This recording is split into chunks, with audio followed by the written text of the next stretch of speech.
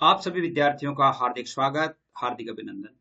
प्रिय विद्यार्थियों, विश्वविद्यालय परीक्षा प्रश्न पत्र 2022 आपके जनरल हिंदी जो होती है, जैसे आप चाहे बीए कर रहे हैं, चाहे बीएससी कर रहे हैं, चाहे आप बीकॉम कर रहे हैं, तो आपके लिए जनरल हिंदी का पेपर कंपलसरी होता है। तो इस पेपर को हल करने के लिए इसका कैसा पेपर आता है और इसमें 100 नंबर के प्रश्न को हमें कौन से प्रश्न करने चाहिए जिससे हमारे पूरे पूरे अंक आ जाएं, अर्थात ये पेपर ड्यू नहीं रहे। ये जो पहला 2 मिनट का जो उद्बोधन होता है, इसको आप जरूर सुना करें, क्योंकि इसमें मैं आपको बहुत सारी बातें इस प्रकार की बताता हूं जो कि एग्जाम रिलेटेड तो होती है, उसके साथ साथ इस प्रकार की बातें होती है जो आपके यानी अनुभव है और उस अनुभव में काम आएगी, यानी बहुत सारी बातें। तो आज हम क्या बातें करेंगे, देखिए 2 मिनट की बात है ये, पहले आप सुने, फिर बाद में हम देखते हैं कि इस पेपर को कैसे हल करेंगे। तो सामान्य हिंदी का पेपर है और 2022 में आपके किस प्रकार का पेपर आने वाला है। समय आपके वही 3 घंटे हैं और पूर्णांक है वही आपके 100 का पेपर होता है। अब 100 का पेपर होता है तो हम इसको 2022 के अनुसार यानी 2022 में जब हम कर रहे हैं तो इसको 50 में करेंगे। इसके बाद जब 100 अंकों का होगा तो उसमें आपको नहीं करना होगा। 2023 में तो आपको पूरा पूरा का पूरा ही करना होगा, लेकिन इस बार क्या है कि छूट है। और छूट में भी बात यह है कि जैसे मान लो कोई अथवा में भी आया हुआ है, जैसे 10 नंबर का ये पेपर इस प्रश्न है और एक नीचे अथवा लिख करके और 10 नंबर का आ गया, इन दोनों को भी आप कर सकते हैं, ये भी छूट होती है। तो इसमें आपके जनरल हिंदी में कैसे पेपर आते हैं, उन्हें आपको किस प्रकार हल करना है और कौन से प्रश्नों को आपको हल करना चाहिए। तो देखिए, चाहे कोई भी यूनिवर्सिटी है, कोई भी विश्वविद्यालय है, तो उसमें आपके जनरल हिंदी का जो पेपर है उसको ए और बी खंड में बांटा गया है, जिसमें एक में तो आपके किताब है और दूसरे में आपके व्याकरण है। यानी कईयों में क्या है कि किताब को 40 अंक दिए हैं, 40 का है, और व्याकरण को 60 दिया है, कईयों में 50-50 दिया है। ये बात आप समझना इसको। यानी कईयों में क्या है कि 50 नंबरों की व्याकरण आएगी, 50 नंबरों की किताब में से प्रश्न आएंगे, और कईयों में जैसे 60 नंबर की व्याकरण आएगी और 40 नंबर की पुस्तक आएगी, यानी किताब में से। जैसे एमडीएसयू है तो उसमें 40 अंकों के आएंगे, और जैसे मान लो एमजीएसयू है या जैसे राजस्थान यूनिवर्सिटी है तो उसमें 50-50 का किया गया है, और भी जैसे एमएलएसयू है, जितने भी अन्य यूनिवर्सिटीज है उनमें सभी में जैसे 50-50 का किया हुआ है। एमडीएसयू में जैसे 60-40 का अनुपात है, यानी व्याकरण 60 की है और 40 की किताब है। तो अब आपको तो 50 ही अंकों के सवाल करने हैं, तब आपको देखिए बता दूं मैं आपको कौन कौन से प्रश्न आपको करने चाहिए। तो सबसे पहले हम ए भाग पर चलते हैं, और ए भाग में अपन सभी यूनिवर्सिटीज का बराबर विचार करेंगे। अभी जैसे मान लो ये एमडीएसयू का है मान लो, तो इसके आगे हम कौन सा करेंगे, इसके आगे हम राजस्थान यूनिवर्सिटी का देखेंगे अभी जस्ट इसी वीडियो में। उसके बाद जैसे महाराजा गंगा सिंह का देखेंगे, मोहनलाल सुखाड़िया का देखेंगे, यानी हर एक यूनिवर्सिटी का हम जरूर इसमें देखेंगे। तो जैसे इसमें 40 अंकों की पुस्तक है और यहाँ पर जैसे राजस्थान यूनिवर्सिटी उसमें 50 अंकों की है। इसमें क्या होगा कि आपके एक तो व्याख्या आएगी जो 10 अंकों की होगी, और एक परिचयात्मक क्वेश्चन आएगा। जैसे मैंने महादेवी वर्मा का परिचय पूछा है 15 अंकों का, डॉक्टर विद्यानिवास मिश्र का परिचय दीजिए 15 अंकों का, जैसे ये परिचयात्मक प्रश्न है। अब इसमें परिचयात्मक प्रश्न जैसे यहाँ पर आपके महादेवी वर्मा में वो पाठ है आपके लक्ष्मी वाला, लक्ष्मा जो पाठ है, जैसे लक्ष्मी नाम है उसका, यानी वो संस्मरण है उसमें, तो संस्मरण में से लक्ष्मी का से संबंधित प्रश्न भी दिया जा सकता है। विद्यानिवास मिश्र का है, तो इसमें तो ये तो आ गया आपके 40 अंकों का। इसमें से आपको एक ही प्रश्न करना है। कौन सा प्रश्न करना है? व्याख्या वाला करना है। और व्याख्या वाला आप करेंगे तो व्याख्या आपके गलत नहीं होगी। उसमें चाहे 10 अंकों का है तो इसमें 7 अंक तो आपके निश्चित रूप से आएंगे ही आएंगे। तो एक तो आपको ये करना है। अगले प्रश्न देखिए कैसे प्रश्न आते हैं। देखिए बे भाग में, देखिए बे भाग में ऐसे प्रश्न आते हैं, 4-4 अंकों का प्रत्येक प्रश्न होता है। कितने अंकों का? 4-4 अंकों का। संधि विच्छेद कीजिए। अब महर्षि का महा प्लस ऋषि, महा प्लस ऋषि, पावक का पो प्लस अक, स्वागत का सु प्लस आगत, सदैव का सदा प्लस एव। अब ये बात सभी विद्यार्थियों ने कहा है कि हमें पूरा पेपर सोल्व करके दें। तो ये भाग जो है वो सभी यूनिवर्सिटी के लिए है, चाहे आप राजस्थान यूनिवर्सिटी के हैं, चाहे आप गंगा सिंह यूनिवर्सिटी के हैं, चाहे आप दयानंद यूनिवर्सिटी के हैं, चाहे मोहनलाल सुखाड़िया के हैं, चाहे आप कोटा के हैं, चाहे आप यानी उदयपुर या जैसे मान लो मत्स्य यूनिवर्सिटी है, या जैसे मान लो शेखावट यूनिवर्सिटी है, कोई भी यूनिवर्सिटी है तो उसमें ये भाग निश्चित रूप से होता है, और इसमें से लगभग 50 के तो प्रश्न होते ही होते हैं, 50 अंकों के। तो ये भाग आपको अच्छी तरह से करना है। ए भाग में से आप कर लेंगे, बे भाग में से आपको क्या करना है, देखिए संधि विच्छेद का आ गया, सदा प्लस ए हो गया। इसके बाद जैसे एक समास का प्रश्न आ जाता है, निम्नलिखित शब्दों का समासिक विग्रह करते हुए समास का नाम लिखिए। जैसे भरपेट, तो पेट भरकर, पेट भर कर, यानी इसमें कौन सा है, अव्ययीभाव समास है, अव्ययीभाव समास है। गुरु दक्षिणा, गुरु के लिए दक्षिणा, तत्पुरुष समास है और संप्रदान तत्पुरुष है। कमल नयन, कमल के समान नेत्रों वाला, कमल के समान नेत्र, अर्थात इसमें कर्मधारय समास है। कौन सा है, कर्मधारय समास है। नीलकंठ, नीले हैं कंठ जिसके, इसका विग्रह क्या है, नीले हैं कंठ जिसके, और उसके आगे लिखना है अर्थात शिव। ये बहुब्रीहि समास है। कौन सा समास है, बहुब्रीहि समास है। आगे प्रश्न आ जाता है, निम्नलिखित शब्दों में से उपसर्ग या प्रत्यय को पृथक करके लिखना है। जैसे कमजोर है, कमजोर में कम उपसर्ग है और जोर शब्द के लगा है, तो कम, जैसे कमजोर है, कमसिन है ना, कमबख्त है, ये कम इसमें उपसर्ग है। सामाजिक में इक प्रत्यय है, समाज प्लस इक, इसमें इक प्रत्यय है। जैसे बेचारा में बे उपसर्ग है, बे प्लस चारा।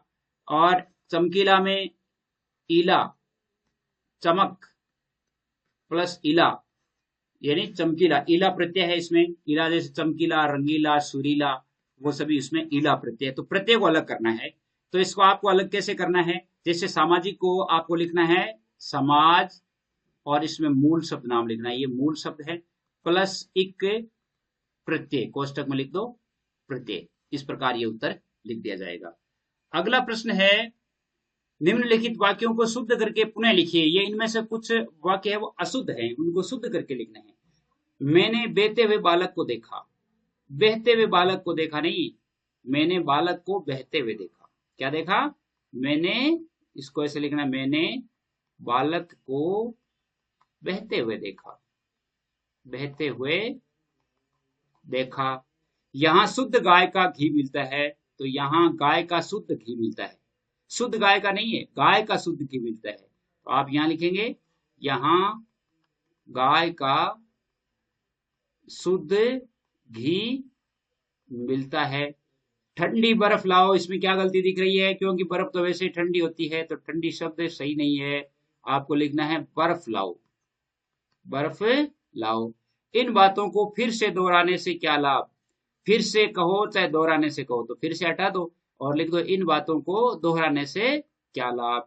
ऐसे हो जाएगा ये 7वां प्रश्न। 8वां प्रश्न देखिए, आपको जैसे मान लो राजस्थान यूनिवर्सिटी की जो है वो थोड़ा सा ठहर करके ये प्रश्न हल हो जाए, उसके बाद हम राजस्थान यूनिवर्सिटी की बात करेंगे।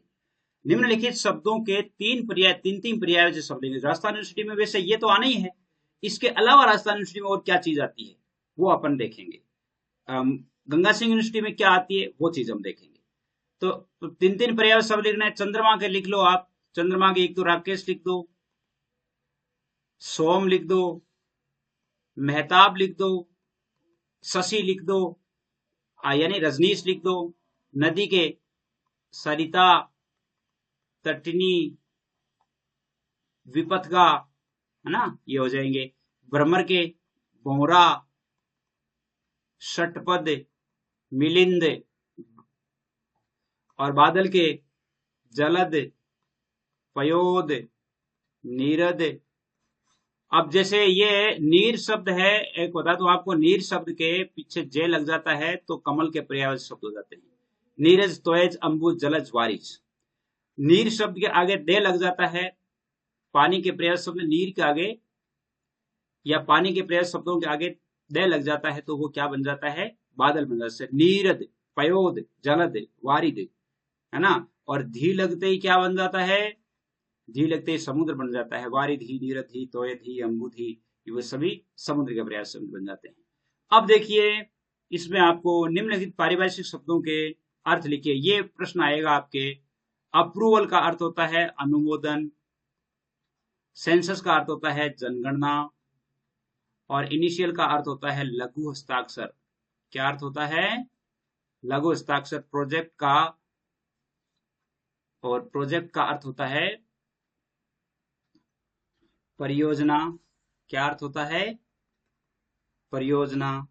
अब जैसे एक प्रश्न आपके इस प्रकार का आता है, निम्नलिखित में वाक्यांश के लिए एक शब्द लिखिए, यानी वन वर्ड लिखना है, जिसके आने की तिथि निश्चित ना हो तो हो जाएगा अतिथि। क्या हो जाएगा? अतिथि। जहां पहुंचा न जा सके अगम्य, अगम्य। और जहां कठिनाई से पहुंचा जा सके वहां वो होता है दुर्गम। क्या होता है? दुर्गम। आकाश को छूने वाला गगनचुंबी। क्या होता है?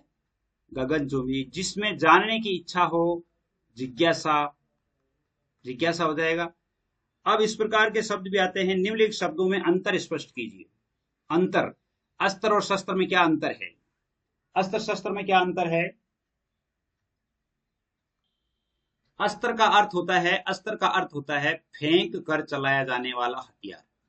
फेंक कर चलाया जाने वाला हथियार।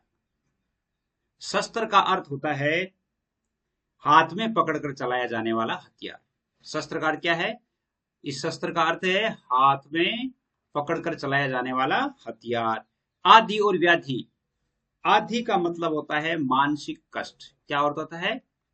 मानसिक कष्ट। और व्याधि का अर्थ होता है शारीरिक कष्ट। क्या अर्थ होता है? शारीरिक कष्ट। राजा या सम्राट। राजा किसे कहते हैं? किसी देश का शासक। राजा का अर्थ होता है राजा, यानी किसी देश का शासक। और सम्राट क्या होता है? सम्राट और राजा को वैसे पर्याय मानते हैं, लेकिन पर्याय होते नहीं है। सम्राट होता है राजाओं का राजा। क्या होता है? राजाओं का राजा। प्रसाद, प्रसाद का अर्थ होता है कृपा, और प्रसाद का अर्थ होता है महल। प्रसाद और प्रसाद, ये अंतर स्पष्ट वाले प्रश्न आएंगे। इसके अलावा आपके प्रश्न आएंगे अशुद्ध शब्दों को शुद्ध करके लिखने वाले। जैसे ये अतिथि शब्द है, इसमें कौन से, ये देखिए ये पूरा अशुद्ध है, तो आपको शुद्ध करके लिखना है अतिथि। नुपुर में नु बड़ा आएगा, नूपुर होता है। गणमान्य में गण्यमान्य होता है, गण्यमान्य। प्रतिलिपि में सारी की सारी यानी छोटी होगी मात्राएं, प्रतिलिपि इस प्रकार होगी। आगे जैसे मुहावरे और लोकोक्तियों का अर्थ स्पष्ट करना है। दोनों मुहावरे और लोकोक्ति दोनों में से आ सकता है। और जैसे अंक भरना, अंक भरना का अर्थ होता है स्नेहपूर्वक गले मिलना। क्या अर्थ होता है? स्नेहपूर्वक गले मिलना। स्नेहपूर्वक गले मिलना। आंचल पसारना, स्नेहपूर्वक गले मिलना।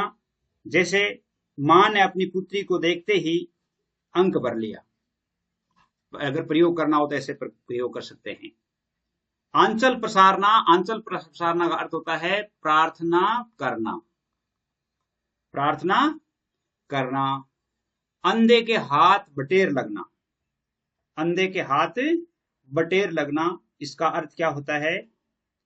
इसका अर्थ होता है बिना परिश्रम किए अयोग्य व्यक्ति को सफलता की प्राप्ति।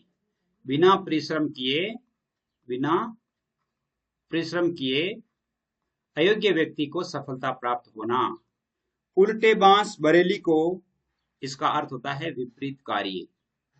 विपरीत कार्य, अर्थ अर्थ ही लिखना है आपको। आगे आता है आपके पलवन। देखिए दो चीज है, एक तो पलवन होता है, एक तो पलवन होता है, एक संक्षेपण होता है। तो थोड़ा सा आपको ध्यान समझ लीजिए। पलवन का अर्थ तो प्रसारना होता है, यानी उसे बड़ा करना होता है। संक्षेपण का अर्थ होता है छोटा करना। का वर्षा जब कृषि सुखाने, समय चूक पुनि का पछताने, यानी इसको बड़ा करके लिखना है, इसकी व्याख्या करनी है। कहने का अर्थ है कि जब का वर्षा जब कृषि सुखाने, यानी जब खेती सूख जाती है तो फिर चाहे कितनी बरसात होती है वो किसी काम की नहीं होती। ठीक उसी प्रकार यदि हम अपना कोई अवसर खो देते हैं तो उस अवसर के खो देने के पश्चात चाहे हम कितना ही पश्चाताप करें, उसमें सफलता प्राप्त नहीं होने वाली है। करत करत अभ्यास के जड़मती होत सुजान, रसरियावत जातते शिल पर प्रतिशान, यानी अभ्यास करने से मूर्ख व्यक्ति भी विद्वान बन जाता है। इसको आपको विस्तार करके लिखना है। अब ये आ गया, जैसे संक्षिप्तीकरण आ गया। मैंने आपको बताया था कि आपको नंबर बताऊं, वो नंबर है 9610208295। इन नंबरों पर आप ऐड हो सकते हैं, यानी यहाँ पर इस ग्रुप में आप ऐड हो सकते हैं। अपना नाम और अपना सब्जेक्ट अवश्य लिखा करें, अपने जिले का नाम लिखें ताकि पता चले कि आप कहाँ से हैं। ये संक्षिप्तीकरण करना है। इस प्रकार का आपके एक पैसेज आएगा, उस पैसेज को संक्षिप्त में करना है। अब आपको ध्यान रखना है, जैसे लाइन आप जैसे सीधा सा बताऊं आपको, इसके आप लाइन गिन लीजिए, 1 2 3 4 5 6 और इसके अलावा 7 8 9 10 11, यानी लगभग। और आपको पता है संक्षिप्तीकरण कितना होता है, 1/3 होता है। जैसे 12 लाइन है तो इसको 4 लाइन में पूरा करना है, 4 लाइन में इसका सारांश लिख देना है। ये आपको लिखना है। आगे देखो, स्वयं को नगर निगम पार्षद मानते हुए मोहल्ले में व्याप्त गंदगी के संबंध में नगर निगम के महापौर को एक पत्र लिखिए। आपके पत्र लेखन आएगा। पत्र या प्रारूप दो दिए हुए हैं, पत्र या प्रारूप। तो प्रारूप में आपके जैसे सरकारी पत्र हो सकते हैं, अर्ध सरकारी पत्र हो सकते हैं, विज्ञप्ति हो सकती है। ये जैसे विज्ञप्ति है, यानी जैसे मान लो परिपत्र है, अर्ध सरकारी पत्र है, इन सब के वीडियोस बनाए हुए हैं। आप यानी कह सकते हैं कि मुझे उनका लिंक भेजिए, तो मैं आपको उनके लिंक भेज दूंगा। पत्र लेखन का जो लिंक है वो मैं आपको भेज दूंगा। तो इसमें आपको पत्र लिखना है, या अथवा में एक ये आ सकता है कि अपने मित्र का राजस्थान लोक सेवा आयोग द्वारा आयोजित वरिष्ठ अध्यापक भर्ती परीक्षा 2022 में वरिष्ठ अध्यापक के रूप में चयनित होने पर बधाई पत्र लिखिए। तो ये दोनों 4-4 के ये अथवा में आ गए हैं। तो अब जैसे मान लो आपके वो छूट दे दी जाती है कि आपको अथवा का प्रश्न भी आप हल कर सकते हैं, तो इसके भी आप 8 नंबर बना सकते हैं, यानी 4 इसके, यानी आप 8 कर सकते हैं। ये आप कर सकते हैं। लेकिन यहां पर जैसे मान लो आपको ये दे दिया कि निम्नलिखित में से किसी एक शीर्षक को अपनाते हुए एक निबंध लिखिए। इनमें से चारों में से एक निबंध लिखना है। बेटी बचाओ बेटी पढ़ाओ, पर्यावरण प्रदूषण और समस्या और समाधान, मेरा प्रिय कवि, यदि मैं प्रधानमंत्री होता। बहुत ही मोस्ट इंपोर्टेंट आपके निबंध बनते हैं और 8 नंबर का आपके निबंध आएगा। तो 8 नंबर का निबंध इन चारों में से एक आपको करना है। तो ये तो पेपर था, जैसे मान लो ये जनरली सभी के लिए पेपर था। अब थोड़ा सा परिवर्तन आता है, कौन सी यूनिवर्सिटी में, राजस्थान यूनिवर्सिटी में। तो ये राजस्थान यूनिवर्सिटी का है, देखिए राजस्थान यूनिवर्सिटी का, राजस्थान यूनिवर्सिटी। राजस्थान यूनिवर्सिटी में आपके क्या होगा, देखिए राजस्थान यूनिवर्सिटी में आपके उत्तीर्णांक तो वही 36 का 36 है, लेकिन इसके भी 2 भाग है, एक तो साहित्य खंड है, एक व्याकरण खंड है। साहित्य खंड है वो 50 अंकों का है, व्याकरण खंड भी इसमें 50 अंकों का है।